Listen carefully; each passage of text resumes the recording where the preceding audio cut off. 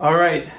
Thank you all for coming to this evening celebrating the release of a new volume of translations of Baha'u'llah's writings, The Call of the Divine Beloved.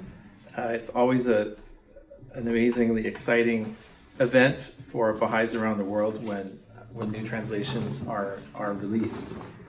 And I wanted to offer a few personal thoughts about the volume and its contents this evening, and I wasn't quite sure where to begin, so I thought I would begin at the end and then come back to the beginning.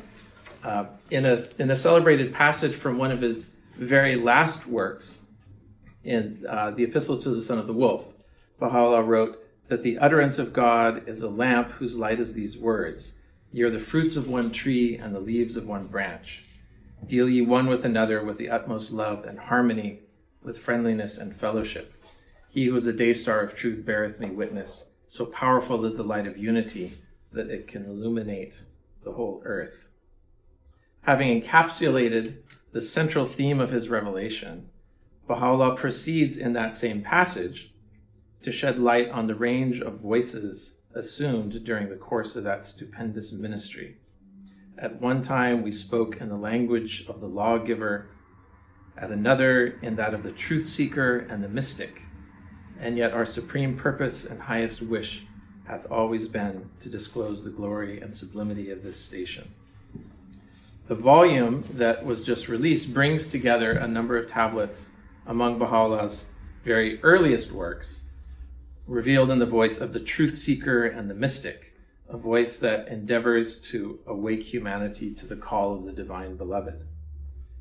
The context of the volume, the tablets that are contained in the volume, were all revealed during approximately the same period, the period of Baha'u'llah's time in Baghdad in the mid to late 1850s. This was also the years prior to his public declaration of his prophetic mission. The volume itself is fairly short. It only includes a few of his mystical works, actually only 7 items, 2 of which actually have existed in earlier translations, the 7 valleys and the 4 valleys. If one were to try to assemble the entire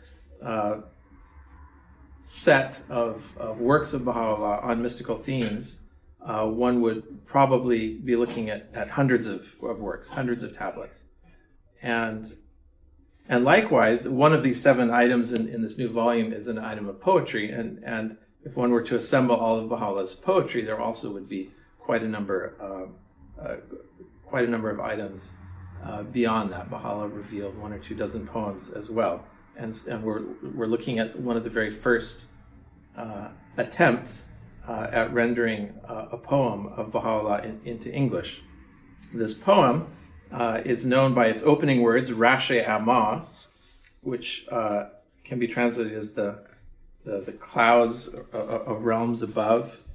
It literally means the sprinkling of the cloud, but the literal translation perhaps wouldn't have sounded that poetic.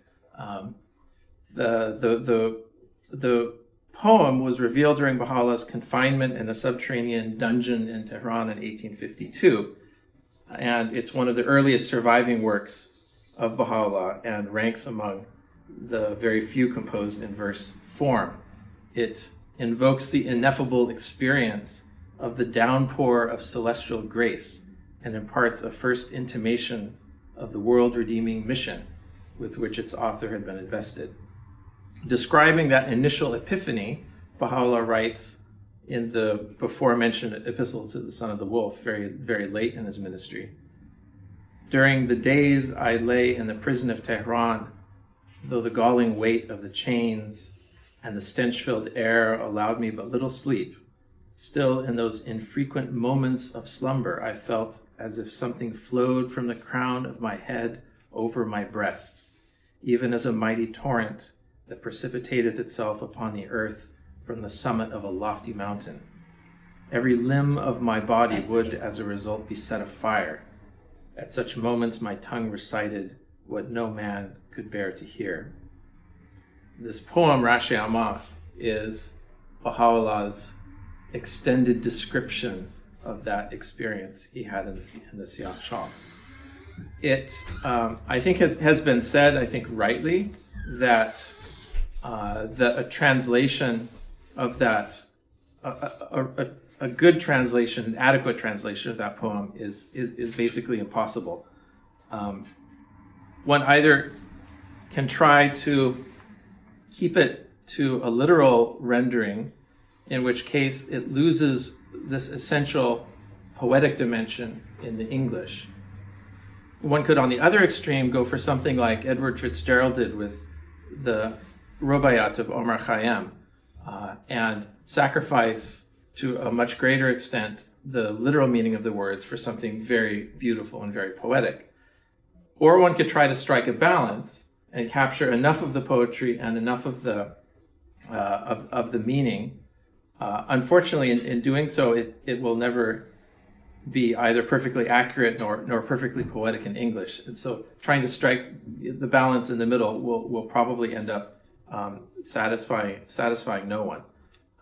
The current translation has, the House of Justice has mentioned, is really on the order of an initial attempt, and it may be that further attempts may be made. There actually have been many attempts to translate this poem, some of which have been available on the internet for many years, and there were, I believe, at least 8 different versions of it that the research department had to draw upon in trying to come up with an adequate rendering of the poem.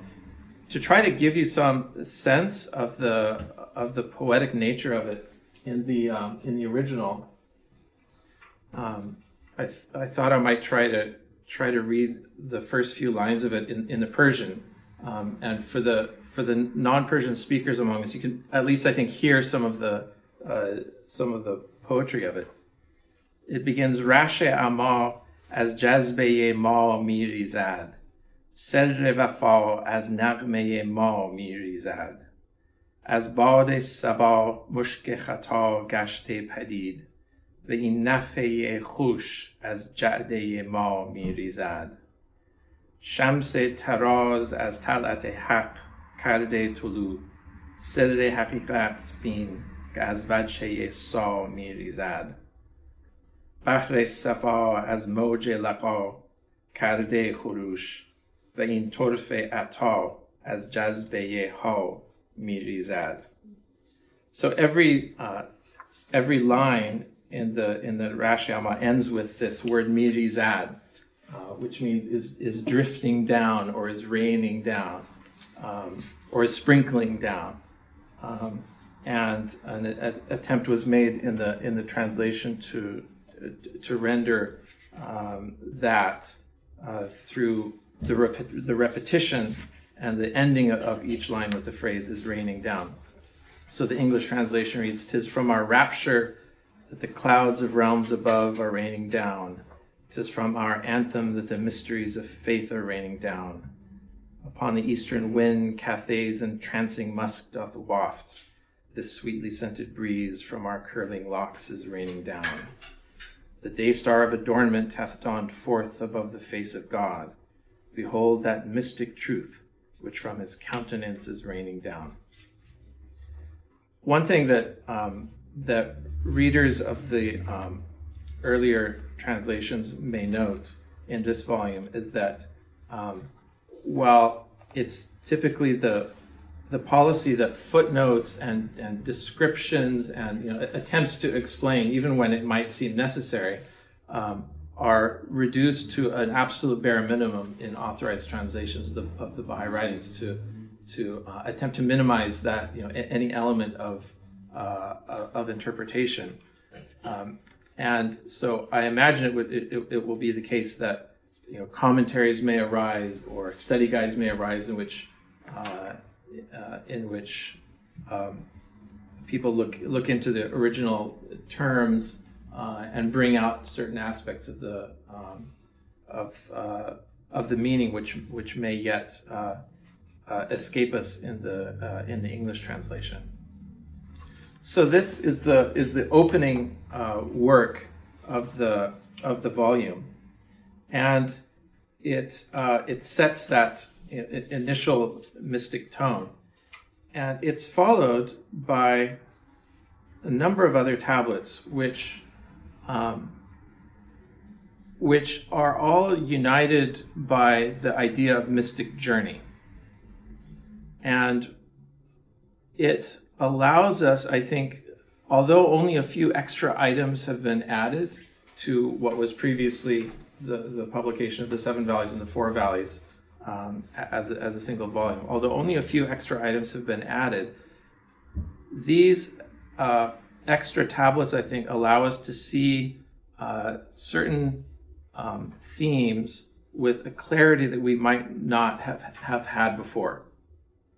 As one example, it was possible. It was certainly my case. Growing up and reading this volume as a child and as a young adult, it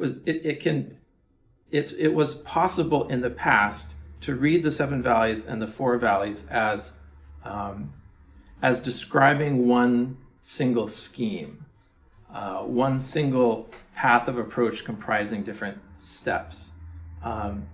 The Seven Valleys and the Four Valleys were also easily seen as being almost joined as a pair of works. The Four Valleys could almost be seen as a successor to the Seven Valleys, because after all, at the end of the Seven Valleys, towards the very end, Baha'u'llah, in reference to the last of the seven stages, says this stage is the first gate of the heart's citadel, that is man's first entrance to the city of the heart.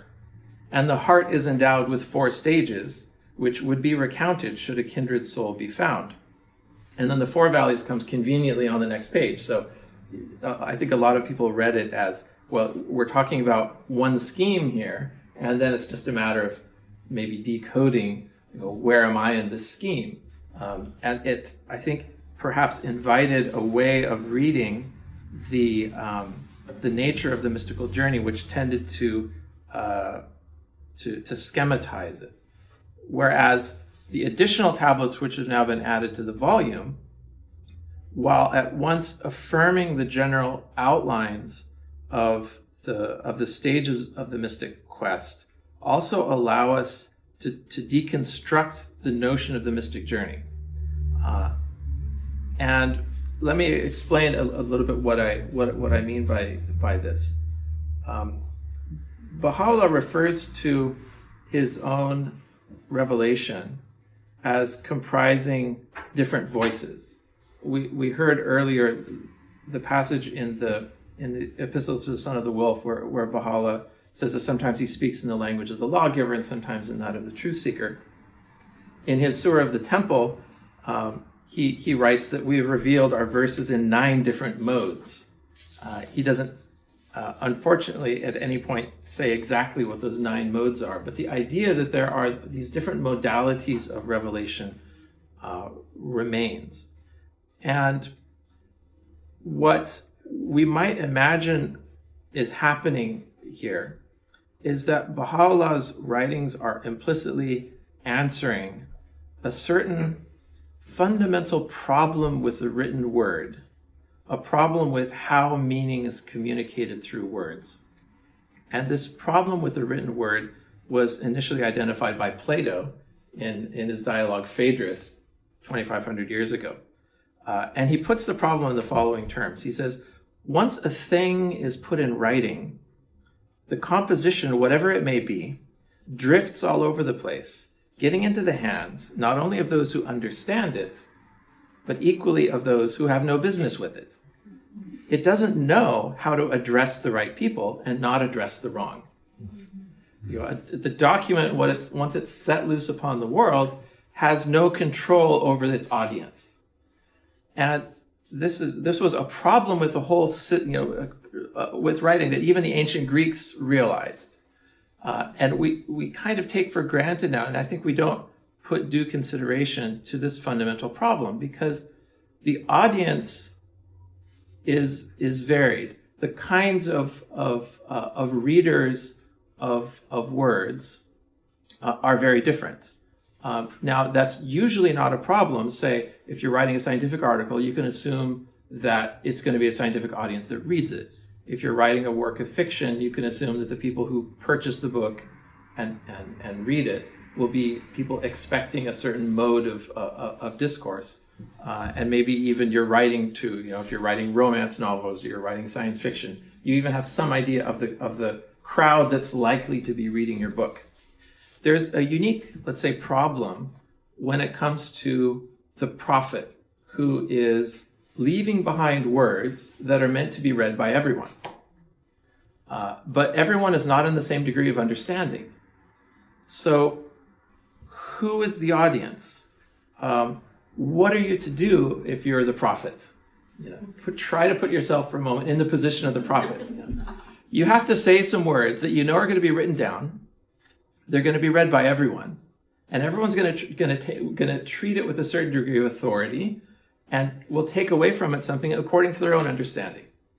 So, how do you address yourself to the fact that you're going to have multiple audiences, but you can only write certain words?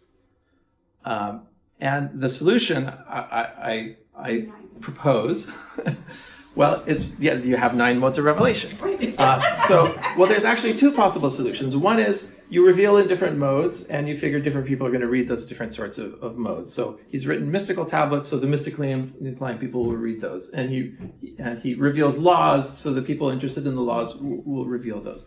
But at the same time, and maybe the second possibility, is realizing that everyone is going to be reading all of these works. One finds a way to speak in multiple voices simultaneously.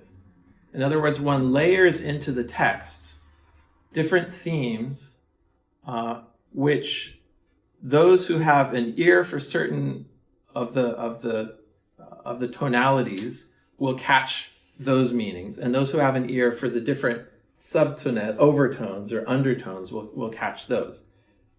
This is something that no normal person can do, right? Even the best writers, the most accomplished novelists and nonfiction writers typically can only write to one audience at a time. But in Revelation, you find it has multivalence to it. It's almost as though multiple things are being said at the same time. With the parables of Jesus, for example, there's an outer meaning and an inner meaning. Jesus gives the parable, and then he says, "He that hath an ear, let him hear." And so that there are going to be those who will understand in a certain way, but those with the true understanding of it will get the real point of what's being said. But both audiences need to be addressed. Baha'u'llah says it in the following terms in his book of Certitude, quoting an Islamic tradition. He says, "We speak one word, and by it we intend 170 meanings. Each one of these meanings we can explain." So it's my proposal that that's one way of approaching this volume. And in particular, this is one way of approaching the 7 Valleys, which is the central mystical work in this volume. It strikes me as being a great example of Baha'u'llah saying 2 things at once. There's something he's saying on the surface, and there's something he's saying beneath the surface. And only those who have the ear to hear it will hear what he's saying beneath the surface. On the surface, the 7 Valleys is a recapitulation, even, or a restatement, a summarization, with some elaboration, of an earlier work by the famous Sufi poet Fariduddin Attar, writing in the 800 years previously. The poem "The Conference of the Birds" describes the journey of the sea morgue of the 30 birds to attain the sea morgue, who was the final object of their quest. These 30 birds traversed 7 valleys, and at the end of the last valley, they attained the sea morgue, the object of their quest. And the fact that it was 30 birds, and the object of their quest was also named 30 birds, is perhaps a bit of a spoiler alert as to what the end of the Conference of the Birds anyway yields, which is that one at the end of the spiritual quest, one finds that the light of the light of God is shining within, and that ultimately, as Baha'u'llah writes in the hidden words, "Turn thy sight unto thyself, that thou mayest find me standing within thee, mighty, powerful, and self-subsisting."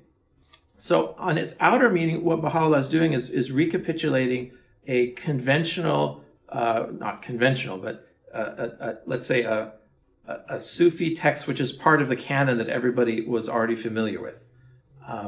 And the stages of the valleys, these stages of the mystical search, from search through love to knowledge, unity, contentment, wonderment, true poverty, and absolute nothingness, are by and large the same stages in Attar's work.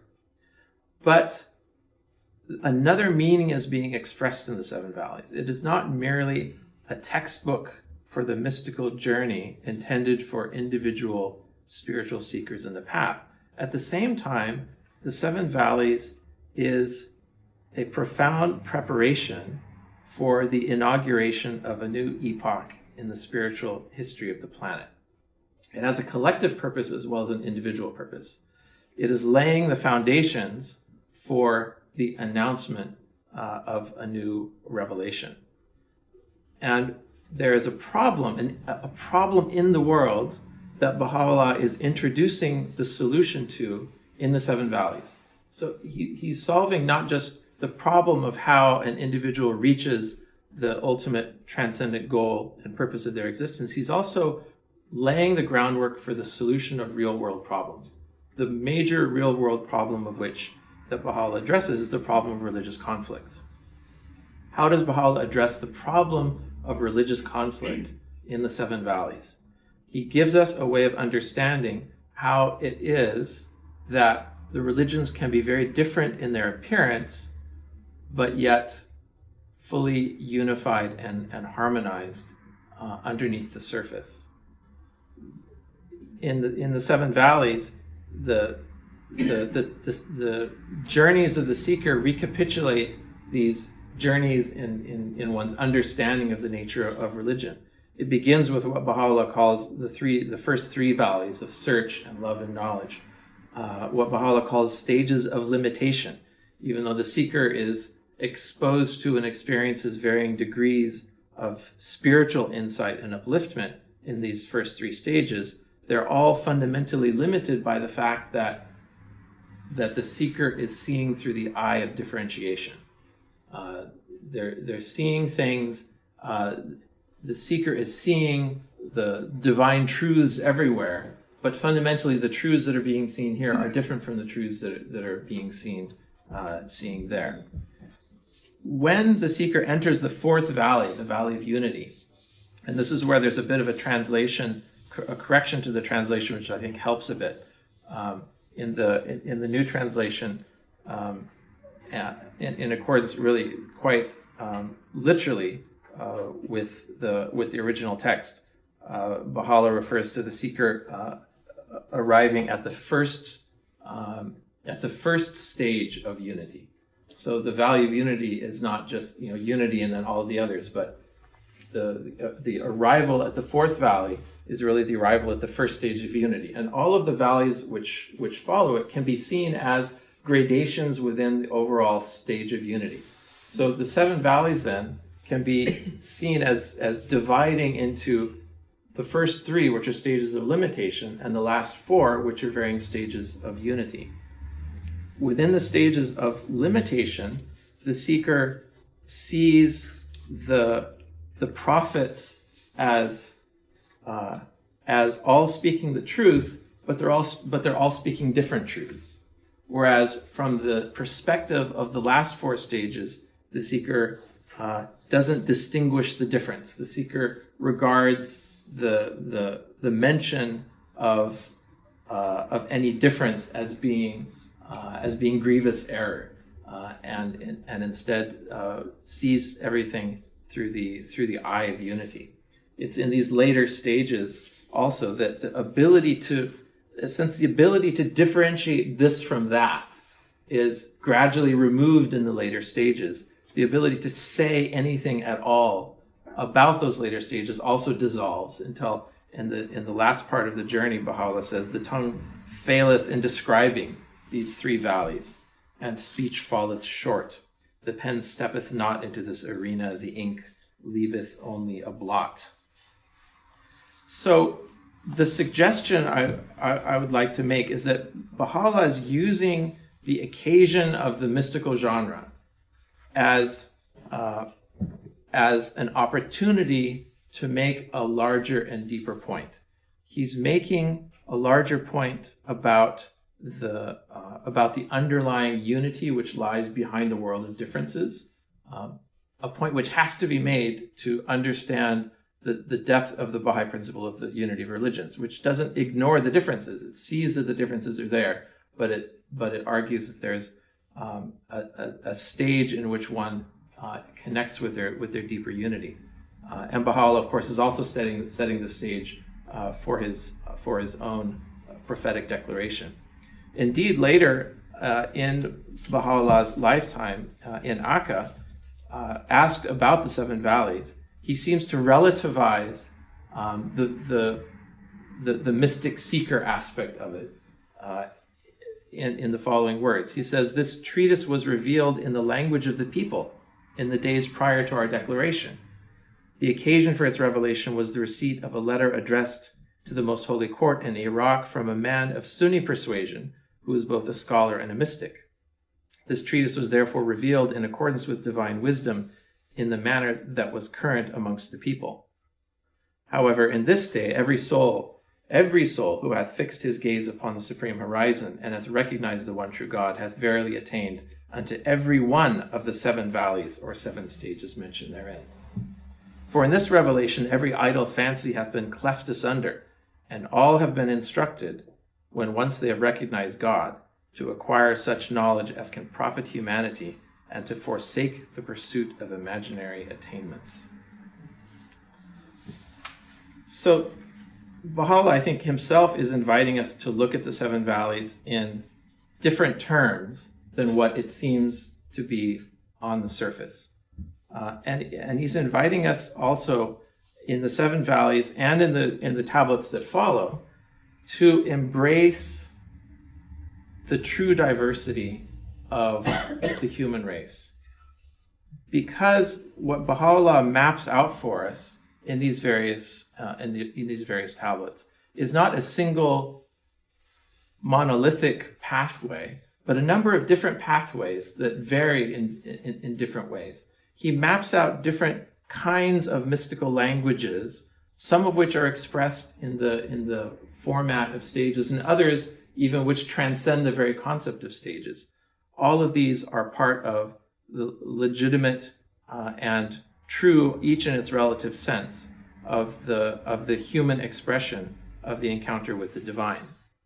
This opens the door to the possibility of the embrace of real diversity, not the easy diversity, which is the diversity of language, of dress, of regional cuisine, which is easy for us to celebrate, but the hard diversity of fundamentally different kinds of beliefs about and approaches to the divine.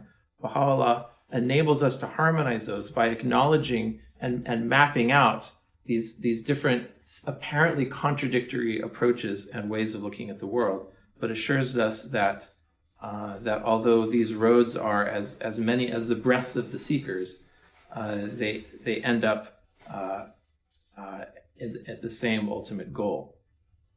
As an example of this, in the tablet from the B to the H, which is the third tablet in the volume, Baha'u'llah makes this especially clear point that differences of opinion simply cannot be avoided. He says, "But since all do not possess the same degree of spiritual understanding, certain statements will inevitably be made, and there shall arise as a consequence as many differing opinions as there are human minds, and as many divergent beliefs as there are created things. This is certain and settled, and can in no wise be averted. Our aim is that thou shouldst urge all the believers to show forth kindness and mercy, and to overlook certain shortcomings among them, that differences may be dispelled, true harmony be established, and the censure and reproach, the hatred and dissension seen among the peoples of former times may not arise anew. So the mystical tablets in this volume, including when you put them all together, the 7 valleys and this tablet to the B from the B to the H, and the 4 valleys and the others, they elude our attempts to schematize the mystical journey.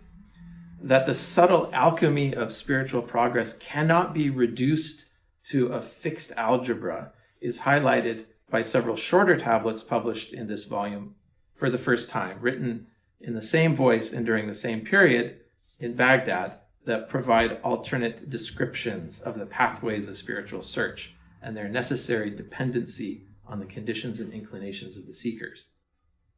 So the tablet from the B to the H, which I just read a passage from, asserts that the degrees of wayfaring are countless. He elaborates upon 3 different approaches to the spiritual quest in relation to the stations of affirmation and negation, acknowledges the inevitability of differences of opinion and diverging beliefs among the peoples of the world, and encourages the faithful to embrace and transcend rather than oppose and negate these differences. The brief and unnamed 4th tablet encapsulates the stages of spiritual search in a slightly different order, again confounding the attempted work of the schematist. The 5th tablet, the brief tablet to Shams, reprises the theme of search and striving in the path of spiritual illumination and links it in barely veiled terms to the disclosure of Baha'u'llah's as yet hidden messianic secret. The 6th tablet, addressed to the lion-hearted soul, contains a deep exploration of the variances in the perceptions of mystical wayfarers and attributes these variances to their necessarily differing perspectives, rather than to that ultimate reality which is the object of their search and which is itself beyond all name or description, singleness, or plurality. The volume closes with the tablet already widely known as the 4 valleys. Although this tablet bears a resemblance to the 7 valleys in its poetic force and eloquence, its abundant allusions to the Persian literary and mystical tradition, and its underlying intent and outlook, the text does not contain, in fact, a single mention of valleys, nor does it describe a progression through stages and stations. Rather, it elaborates 4 different means of approach to the divine, through the path of the self, of the intellect, of love, and of the inmost heart. It warns of the dangers inherent in revealing the secrets associated with the latter stage, and alludes to the imminence of its author's approaching declaration.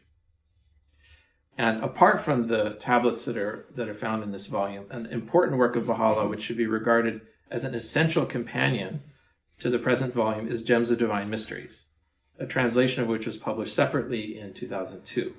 Revealed during the same Baghdad period, it also describes a spiritual journey through 7 stages, and at the same time explains the cause of the rejection of the prophets of the past, highlights the dangers of a literal reading of Scripture, elucidates a number of biblical symbols and allusions, and asserts the continuity of divine revelation. As such, it acts as a thematic bridge between these 2 modes of revelation, between his foremost doctrinal and mystical works, and imparts new understandings to both. Similarly, also, the Gems of Divine Mysteries accomplishes this same feat of speaking in 2 different languages at the same time as Baha'u'llah performed in the 7 valleys. In an external sort of extrinsic sense, it's a treatise on mystical wayfaring, but at the same time he's preparing that ground for his approaching declaration and preparing the theological territory that has to be mapped out as a prelude to a true recognition of the oneness of religion. So in the same vein as the Gems of Divine Mysteries acts as a thematic bridge between Baha'u'llah's Book of Certitude and his other mystical works, the entirety of the works appearing in this volume can be seen as a bridge connecting the mystical traditions of the past to the mystical underpinnings of the present age of human unity. by asserting that the ultimate and ineffable object of all spiritual search is but one, and yet can be viewed under different lights, by showing how diametrically opposing views can be as seamlessly connected as the poles of a sphere are joined through its meridian lines, by calling upon his followers to view all things with the eye of oneness rather than that of multiplicity. Baha'u'llah opens wide the portals of true mystical union in the individual realm and the doors of unity in the social realm. And so the key takeaways that I personally take from my reading of these tablets is this are the ideas of Baha'u'llah speaking to multiple audiences, of referring at once to the timeless truths about the mystical journey and the fact of the mystical journey that the endpoint is a self-renunciation or even self-annihilation that is a prelude to immortality, but that also prepares the way for his own declaration, that tells us that the spiritual journey is not a rigid geometrical progression that's true for all souls at all times in the same way, that acknowledges that substantial differences in perspective are a feature and not a bug of the human spirit, and that must be embraced, or at the very least treated with patience and forbearance. And the ultimate goal in all of this is to find a path through to accomplishing the ultimate goal of Baha'u'llah's revelation, which is the reconciliation of differences not just between between individuals, but between religions. Reiterating the passage that I began with, Baha'u'llah summed it up so beautifully in saying that ye are the fruits of one tree and the leaves of one branch. Deal ye one with another with the utmost love and harmony, with friendliness and fellowship. He who's the day star of truth beareth me witness. So powerful is the light of unity that it can illuminate the whole earth.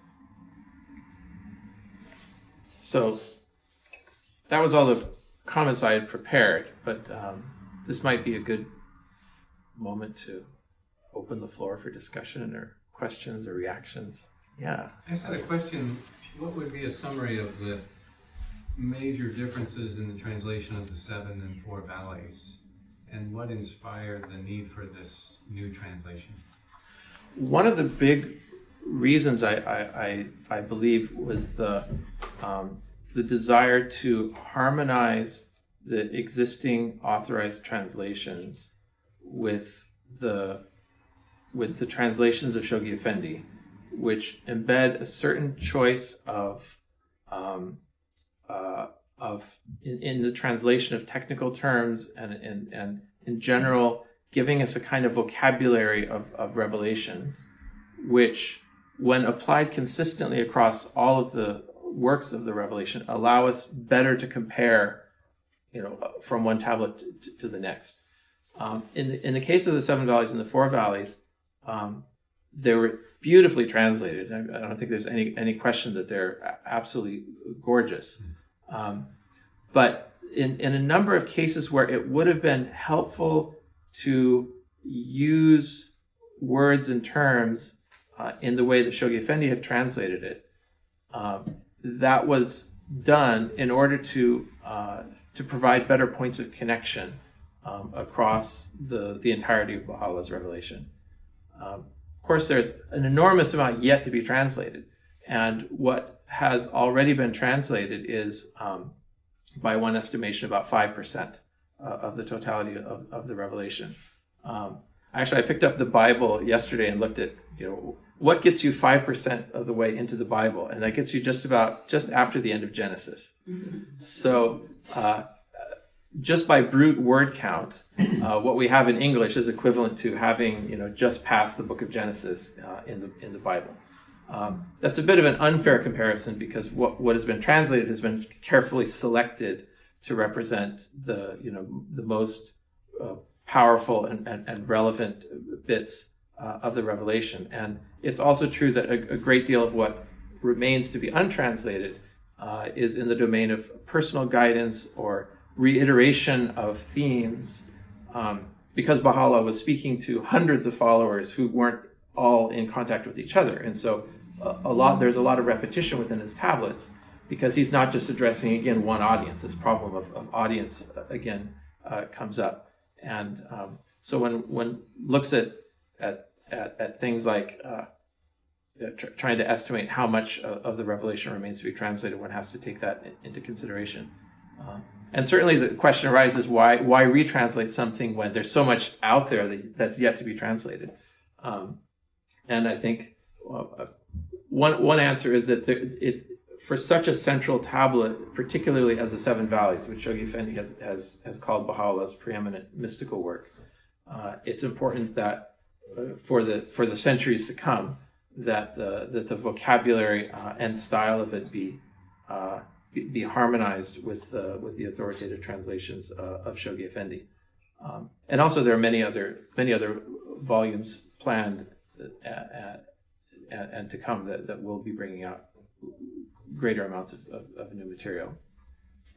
Sorry, who was the original translator of Seven Valleys? Marzieh Gale and Ali Quli Khan.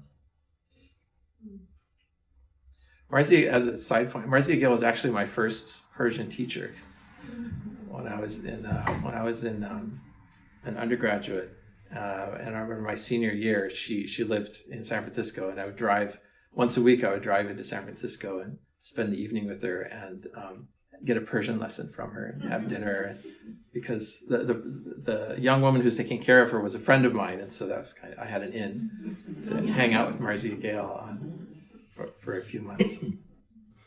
And of course, at that time, I had no idea that I would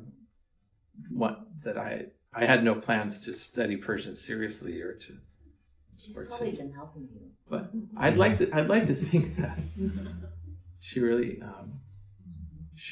had an incredible number of incredible body of inspired work.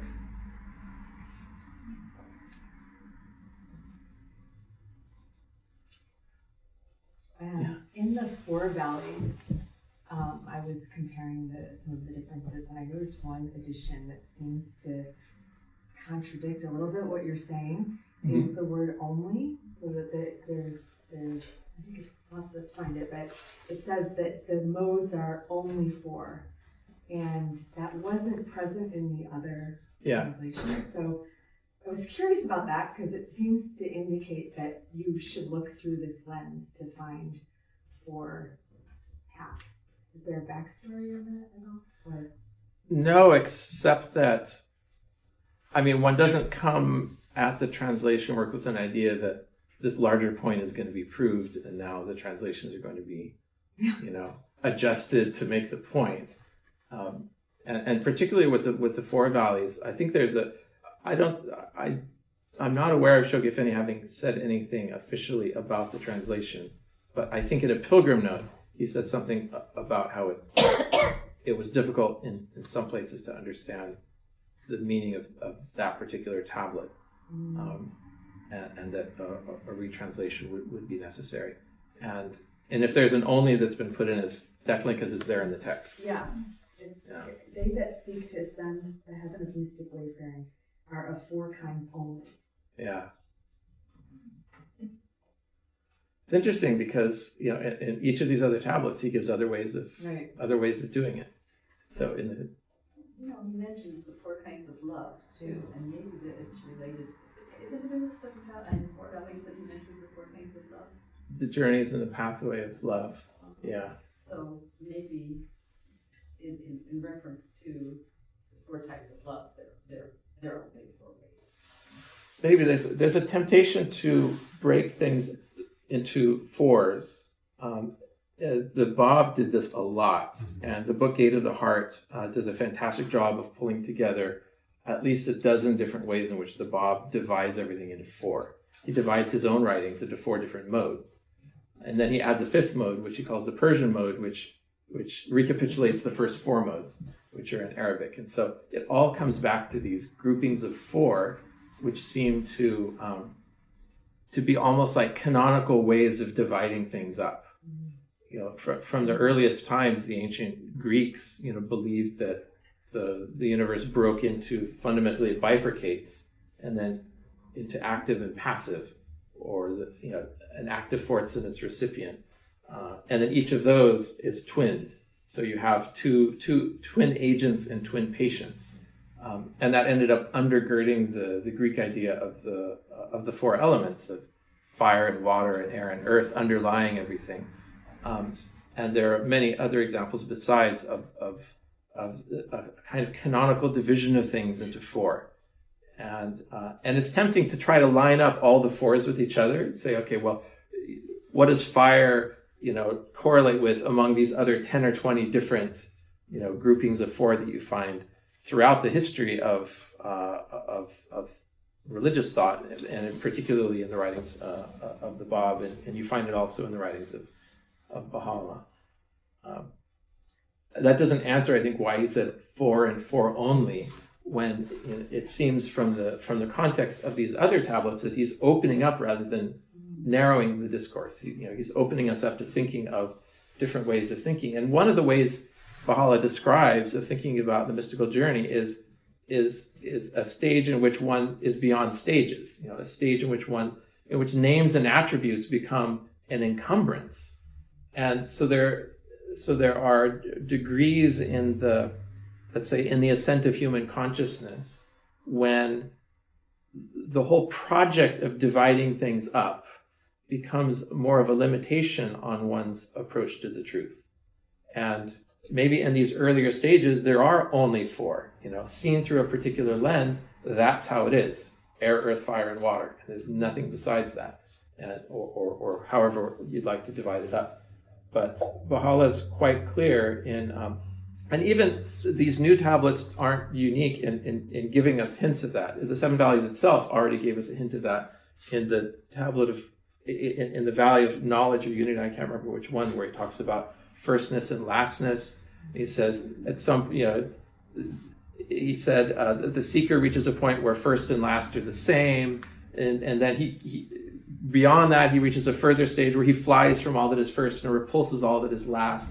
So Baha'u'llah, even in the Seven Valleys, seems to describe a succession of points of view in which initially one very clearly divides things up, right and wrong. That's the classic way of dividing things up. And you reach a certain point where, well, right and wrong is relative. That has to be understood within a careful context, because right and wrong also need to be clearly defined in the world, so that the world can keep turning on its axis, and so that governments can function and so forth. But the more you delve into the division of things, the more you realize that the stark categories fall away, and you're left with a single truth which is expressed relatively in different ways.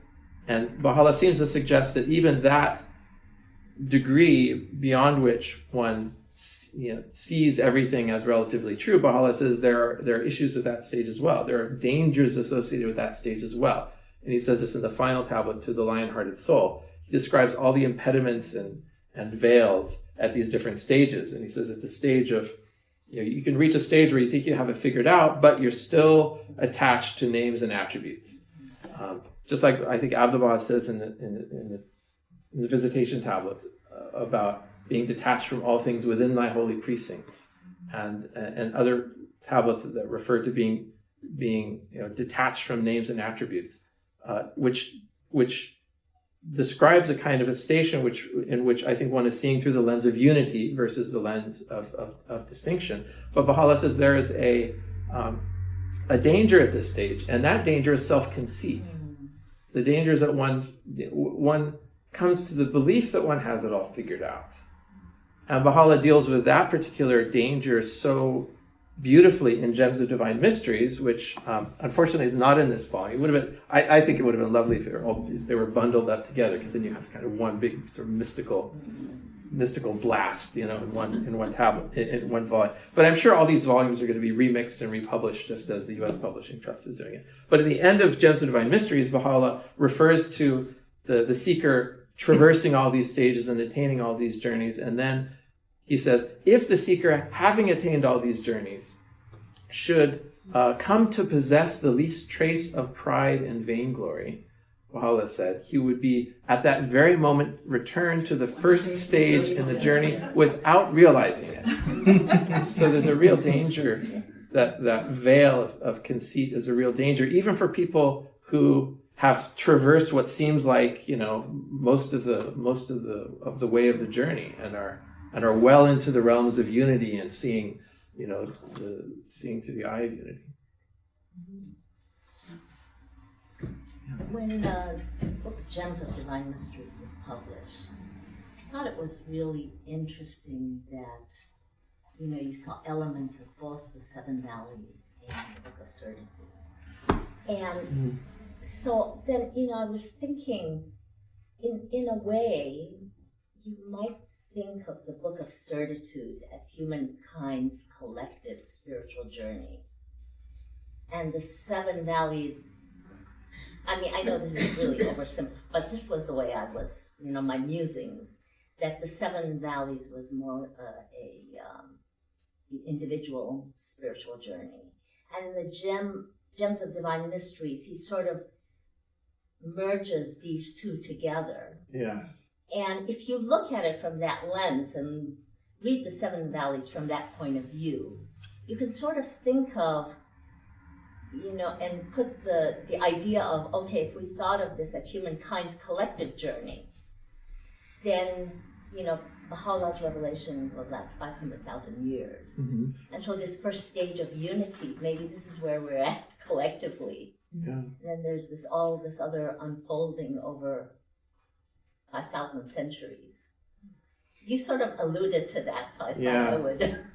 There's actually, on that 500,000, there's actually a tablet of Abdu'l-Baha where he says, in reference to the 500,000 years, he says, this is not meant literally. He said the meaning is a long time, many generations, but yeah, it's certainly a long time, and just to maybe riff off of that a little bit, I also think of the seven valleys almost as a prelude to the Kitab-i-Gan, and it's bridged by Gems of Divine Mysteries.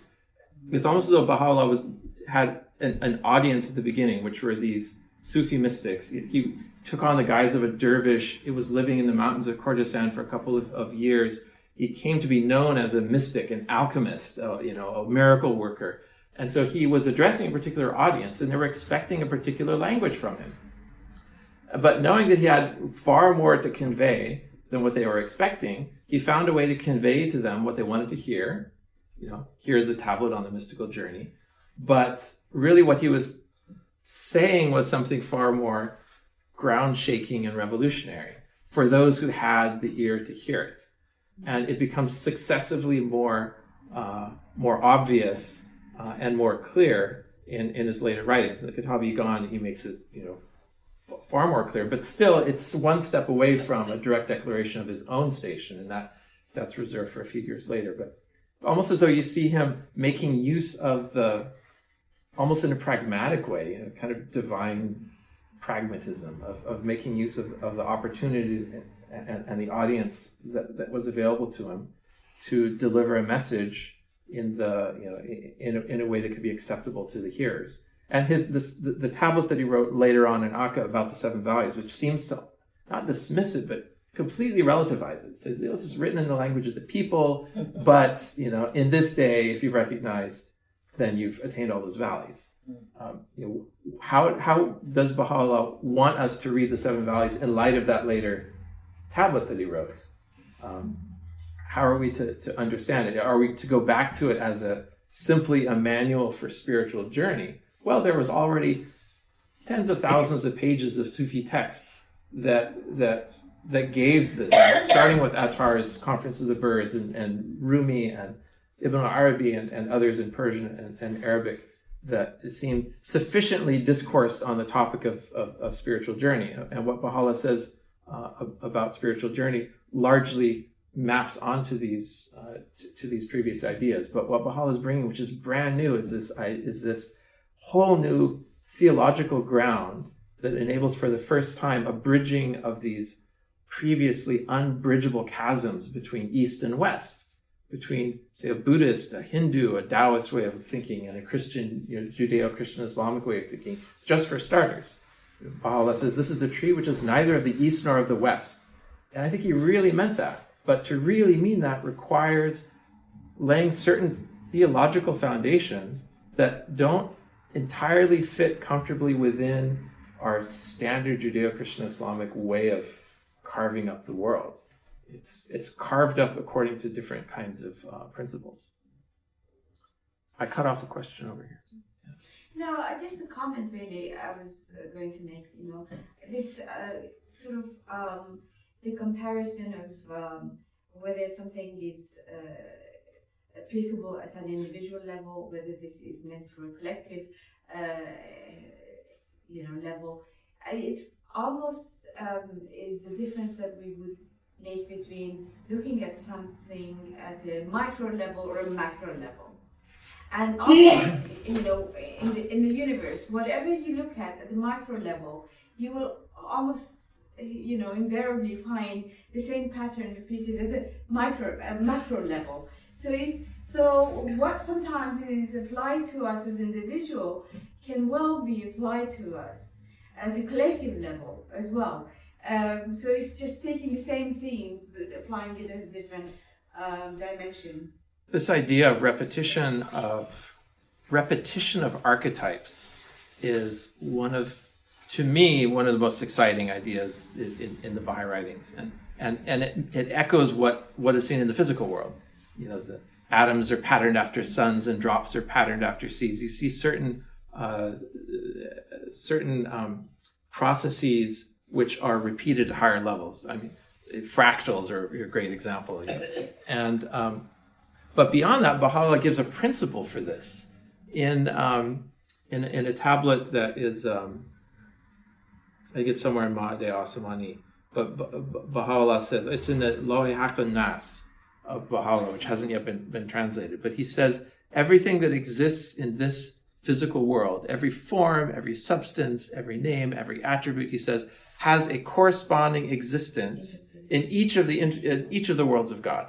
It's not just even a spiritual mirrors physical, which although that is also true, he takes it and it's almost like Russian dolls. Every time you crack one open, there's something inside it, and there's something inside of that, and it's a repetition of archetypes. It's a repetition of patterns which exist at each level of creation. And so we shouldn't be surprised then to find so many examples of that in the Baha'i writings. One of the preeminent ones related to this question of search is there's certain processes at the individual level which are repeated at the collective level. So the individual moves through stages of infancy, childhood, rebellious adolescence, maturity, old age, and senescence, and finally death. And that's the same thing with civilizations, with the human race as a whole. It moves through cycles of birth and death. And when one understands that, one sees patterns everywhere. There's, of course, a danger in that, because when one is primed to see patterns everywhere, of course, you're going to see the patterns everywhere. How do you know when you're seeing a real pattern, and how do you know when you're not? That's the kind of danger that lies behind, say, astrology. Wanting to find patterns in everything, and of course, the harder you look, convinced that you're going to find a pattern, the likelier it is that you're going to find one. But to say that there is a danger there is not to say that it isn't at the same time a profound truth of the world. It's just a matter that one has to be very careful that one doesn't jump off the deep end, I guess. Question: how might we define mysticism now, and what does it mean in this day and age? That's a great question.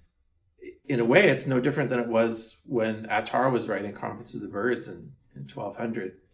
There's a Baha'u'llah. I don't think in recapitulating the mystical journey, but really having another message underneath it, I don't think that invalidates the truth of the mystical of the stages themselves, which overall are pretty consistent. I mean, there's variations, And there are stages where even the whole idea of stages becomes relativized.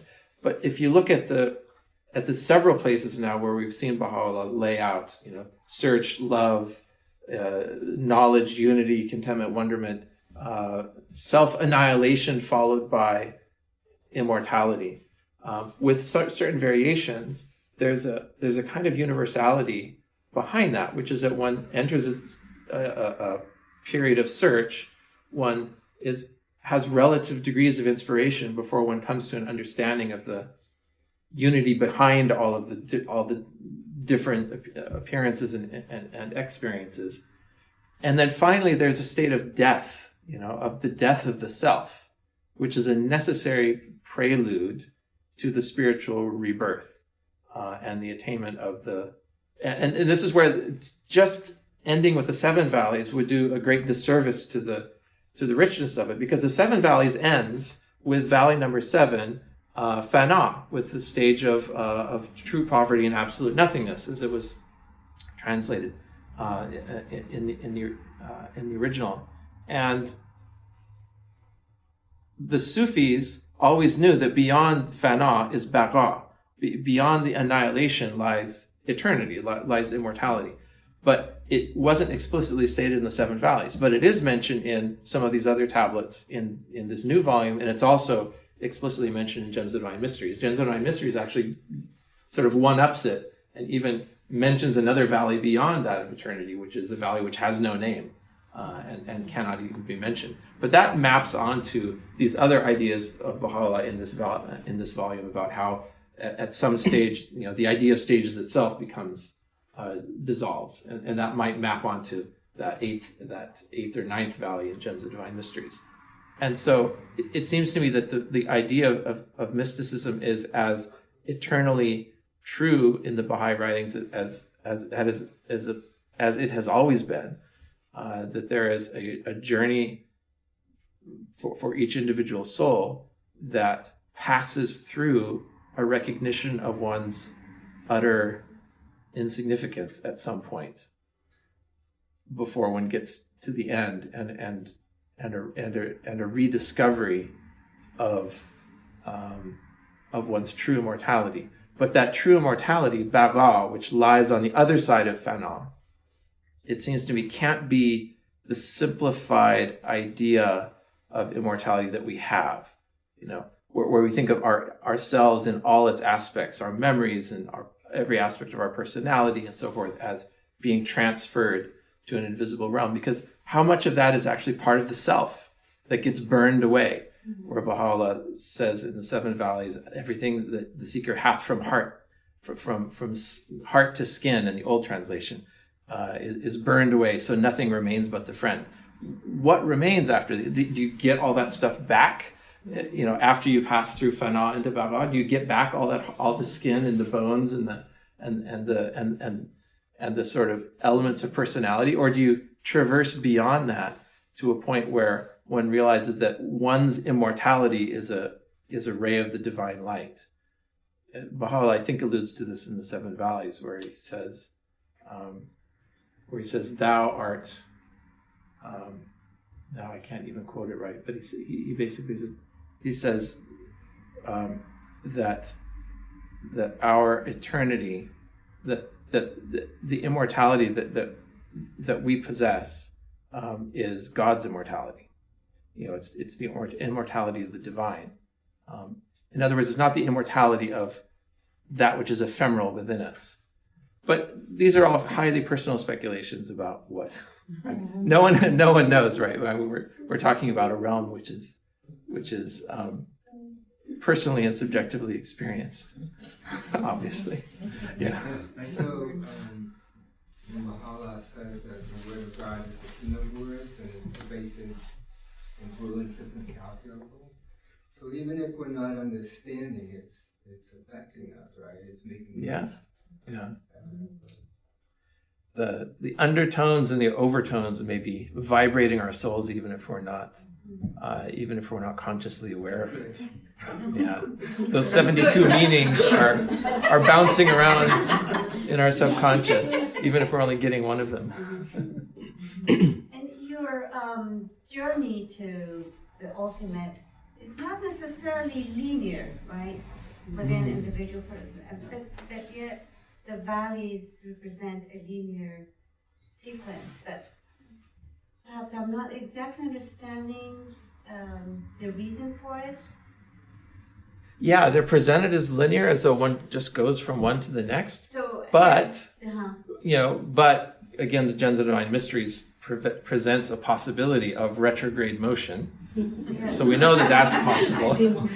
So at Several times. one moment you could be at several stages or one stage with back and forth. Yeah, it's interesting to think about the seven valleys sort of, and to try to, I don't know, put it in your head at the same time as you're thinking about the four valleys, because if there's 7 stages that the seeker traverses, and maybe in these other tablets sometimes there's 6 or 8, or and sometimes they're slightly different in their order or sequence. In the four valleys, it's not stages along the journey; it's 4 different kinds of seekers. And he isn't even talking necessarily about seekers going from one stage to the other. It's possible to read the four valleys as he's just describing 4 different ways of being, ways of navigating the world spiritually, and people may be born into one and tend to stay in one, and maybe switching lanes to another one is a rare occurrence or something like that. And so when you try to add all those together, it seems to me, at least, to erode the interpretation of spiritual journey in an overly schematic form, in an overly kind of sequential form, that, well, it has to be from this to that to that. It's just described in so many different ways in these mystical tablets. It just seems to me to just blow open the idea of it, and it forces us to think about what's really being said underneath the surface. But doesn't Baha'u'llah describe that, having described all the 7 valleys, he mentions that in the twinkling of an eye, the wayfarer might traverse Can traverse all of it. the whole valley. Yeah. So it kind of blurs the distinctions between all these different stages. So it's not necessarily that you have to one by one go through each and every one of them, okay, and give yourself tick boxes and then move on to the next. Yeah. It's but it's nevertheless helpful, to think about each one and how one may to relate be to able it personally. understand it, I guess. Yeah, A divine mystery. Yeah. that's for sure. In the book, Baha'u'llah uses the story of the Layla and Majnun, Yeah. which is a very mystical and ancient story. That I think maybe it was used in the ancient Persian Shahnameh, like 2,000 years ago, right? So many years ago. Nizami, I think, was the first, and it was around 10 or 1100 AD. It goes back quite a ways in Arabic. And the story is actually very mystical. If you would like to allude to that a little bit. Well, I named my oldest daughter after Oh, yes. Layla after that poem. But yes, that's one of the ways in which there's let's say, an echoing, an archetype, a sort of repetition of patterns that human love in the world, the hormones and the butterflies and all of that is a pattern for a higher kind of love. The one is a symbol and if one reads it aright, a signpost that points one in the direction of higher kinds of love. For many, the experience of the higher is predicated on and depends on having had the experience of the lower. And I think that was the case for many of the mystics. And you read, for instance, about Rumi and his ecstatic spiritual love for Shamsi Tabriz, which kind of broke his soul wide open and exposed him to depths of feeling that of spiritual feeling. We're talking about a love for another individual that opened doorways to higher kinds of love. And the story of Layla Majnun is a perfect example of that. It's so moving. I recommend reading there are good translations of it out there, of the story of Layla and Majnun, and it's really heartrending. The Majnun was looking in the dust, looking for Layla, and His tears flowing down. tears, yeah, He said, "Alas for thee, thou seekest for Layla in the dust." in the dust. And he said, "I seek her everywhere. Happily somewhere I may find her." I noticed as you were talking, you were talking about Baha'u'llah's words, and then you said, and Abdul Baha said this, and then you said, Shoghi Effendi said that. Yeah. So I'm wondering about how we can understand Baha'u'llah's writings by reading his writings, reading Abdul Baha, reading Shoghi Effendi, House of Justice, then go back. Oh, yeah. Keep that circle going if we understand. Yeah. Help us understand. They all inform each other. Yeah, absolutely. And sometimes from just one, you only get like one, I don't know, hemisphere, and you don't even get any of the other side of it until you look at another author. Shoghi Effendi put it so beautifully, where he said the writings are like a sphere, and they're poles apart, and in between are the thoughts and ideas that unite them. And I think that's the case with the sources of Baha'i writings and authoritative interpretation. That sometimes you need to go to a completely different author to get that other side of the sphere. So thank you all for coming. I hope you enjoyed Thank you.